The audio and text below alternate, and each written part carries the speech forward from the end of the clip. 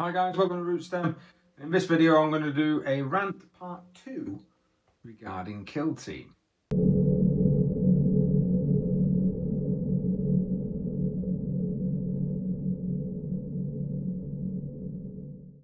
Hi guys, thanks very much for watching. If you do enjoy the content, please consider liking, sharing, subscribing and all the usual stuff that you can do here on YouTube. Now, the reason I'm actually doing this is not a rant.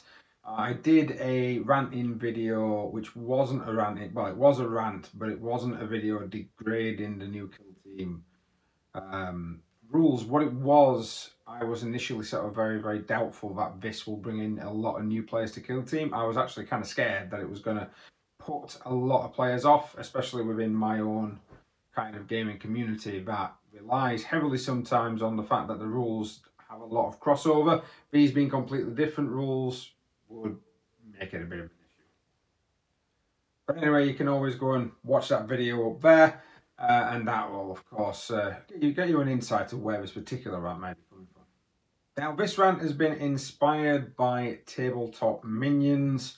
Uncle Atom yesterday, I think it was on the 14th, had put out a video basically stating and telling you about the Kill Team Compendium that's coming out. Now, of course, I'm not a big enough YouTuber to have Games Workshop send me stuff for free, so I've not seen any of this. I was waiting for someone else to kind of come out. And I do tend to follow the Tabletop Minions, as I find it's very intuitive and it's kind of on the same vein as what player-wise I am. Now in this video, he actually goes on to describe the fact that on the new Kill Teams, you are literally going to be having one squad. So if you've got a Kill Team of Scouts, you have a Kill Team of Scouts. From what I've seen on the actual video, it states that you have one Scout Sergeant and 9 of the following operatives. You can have one team if you are Space Marines. If you are, I believe, if you're like Imperial Guard or your Orcs, you get to have a choice of 2. So if you're a different race, and you can still mix up your 2 different sort of squad types. But as far as I'm aware on this one, for guarding Space Marines, you can only have 1. Now, one of the reasons that actually brings up a bit of another concern of mine regarding new players getting into this Kill Team is this is going to alienate everyone that's already just playing the game for Kill Team. Don't get me wrong, my player base doesn't actually have specific models for Kill Team. We've played Kill Team, we do play Kill Team, well we used to before, the announcement. You tend to find when there's an announcement for new rules, old rules tend to get pushed aside. But new Kill Team coming out, a lot of people are saying, yeah, I'll play it, but they don't particularly put models together. They just have a look at what they've got in their armies, and then they kind of state, yeah, I'm going to be using that. I'll use this collection of figures I've already got. Especially with some of us have got some really old figures that might have bits like demo packs on them, or of course scopes on some of the las guns or bolters, and we could always get away with counting them as different specialists. But one of the things Uncle Atom over at Tabletop Minions was actually pointing out was the limits that you have on your actual Kill Team selection. He pointed out that one of his old Kill Teams had quite a lot of different squad types in there. Necron Kill Team with a couple of different variants on what units it was taking, because it was taking one from here and one from here and one from here. Whereas now, by the looks of it, you are literally going to be like, oh yeah, you've got one squad type, or maybe 2 squad types if you're allowed 2 of the Kill Teams, and that's going to be about it. Which was, if I was correct, a lot of the community that I've spoken to regarding Kill Team was one of the bonuses of playing this type of thing, was that they could collect 1 or 2 figures. They'd buy a small box of this, small box of that, small box of the other, probably still spend quite a lot of money buying these boxes. But then they would put together their own range of models. They could kit bash, they could convert.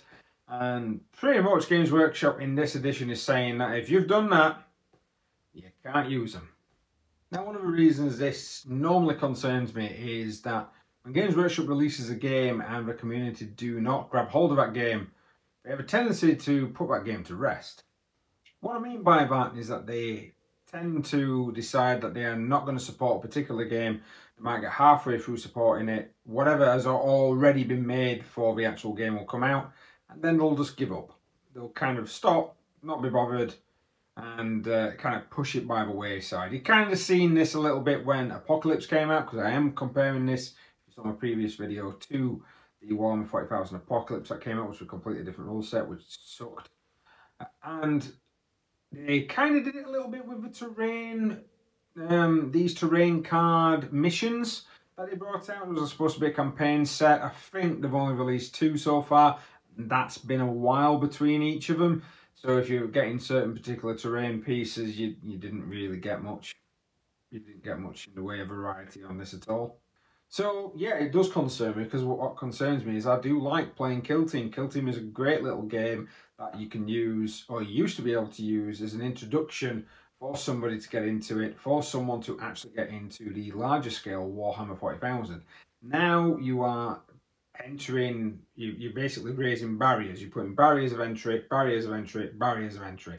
You've got the fact that the rules are completely different, so veteran 40k players are going to be learning something completely new, which can sometimes work and can sometimes be completely alien to people, especially if they're not used to it. And one of the biggest things that can happen when doing that is that someone will sit there and go, yeah, but in this game, this model is really, really good. Yeah, well, in this game, it's not as good as it is in that game, pal. Which is one of my concerns when it comes to balancing other races such as Guard the Space Marines. We already know Warhammer 40k is not lore-based when it comes to Space Marines. That is a game mechanic.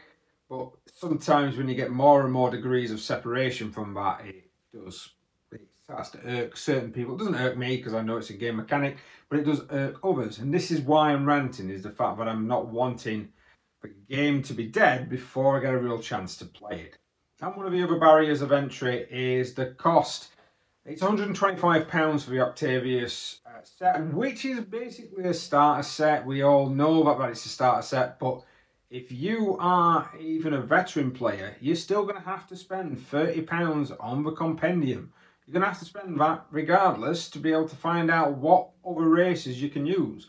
The only 2 races in the actual starter set is pretty much the Orcs, which is a specific set of rules for the Orcs and a specific set of rules for the veteran guardsmen that you get in the box. Very early into the original Kill Team, when the original Kill Team came out, that rulebook had pretty much everyone, except maybe Sisters of Battle and a couple of other forces in there. So yeah, concerned that I'm not going to be able to enjoy this new game that's coming out. Not going to be able to really look at it, not going to really be able to look at the rules. I don't think, personally, Games Workshop has actually thought this through. It feels like this has been a separate section of people that may have actually come up with this from Workshop, and not really a lot of the main guys. We all know Jeeves Johnson left, unfortunately, in July. He's retired. He's old enough. He's probably earned enough money. Let him. But hopefully this is not going to be the way they are going to be going in future. But pretty much in the next couple of weeks, the books and the box sets are going to be coming out. Yes, I am going to be buying them. I'll be honest, I'm probably going to be buying a compendium, not more for myself, but for everyone else to be able to actually get into the game and see whether or not they actually want to play it.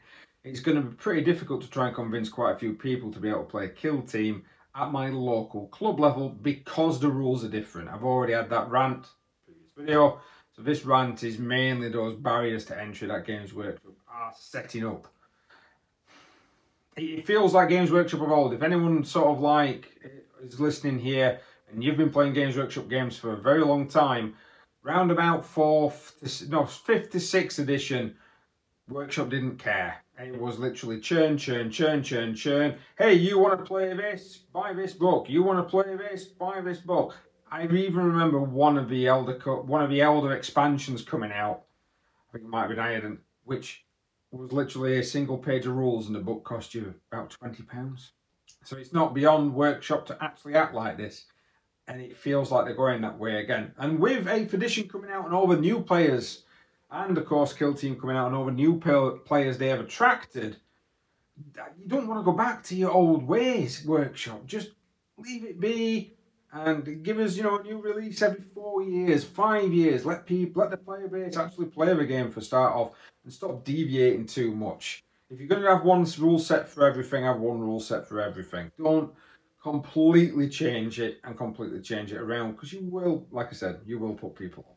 Well, that's a rant. It is a rant. It's a bit incoherent at times because I am an incoherent person sometimes, especially when my mouth is talking before my brain engages.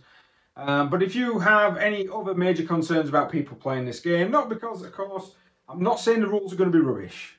Don't get me wrong. These rules might be fantastic, but again, my concern is that it's a wall for people to cross over. Sometimes people can't be bothered. So if you do have any major concerns, leave them in the comments below. If you did like my rant or you like any of my other content, it'd be either my painting tutorials or the battle reports that I try and make sure I'm going to hopefully get more battle reports. When Kill Team comes out, I'll probably get quite a few of those out as well. So watch this space. But if you do enjoy that content, give us a like, give us a share, give us a subscribe. But thanks very much for watching, guys. See you next time.